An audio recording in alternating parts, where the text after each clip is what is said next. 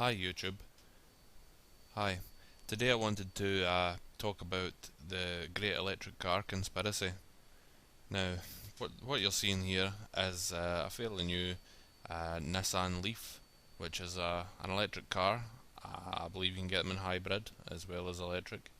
Um, and electric cars, the way they're being marketed, they are a new. It seems as if they're a very new thing.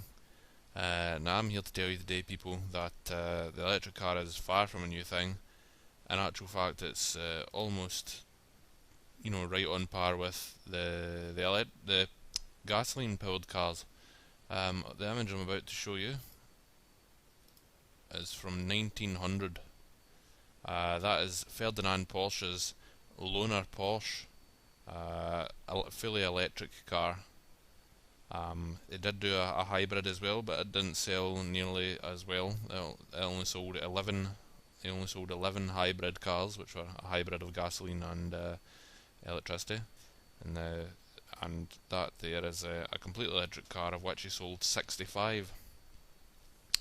Yeah, so that was in 1900, over a century ago. But the next photo. This is a Fiat Panda Elettra, which is a complete. Now, people who know me know I'm into my Fiat Pandas, and this is a fully electric Fiat Panda.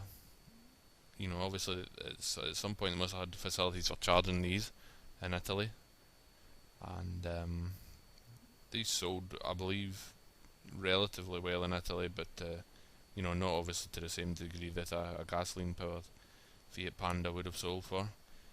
And then you got to ask yourself the question, why, if electric cars have been around for basically the same amount of time which gasoline-powered cars have, well, why haven't they've been developed to the same degree, or rather, it's only now that we're getting to see electric cars coming through. And basically, the story goes right back to the days of Thomas Edison and Henry Ford. Now Henry Ford, and a lot of people don't know this, but Ford was actually at the time a subsidiary of the Standard Oil Company. And a quote from Henry Ford here, regarding Thomas Edison, a famous pioneer in electricity, man.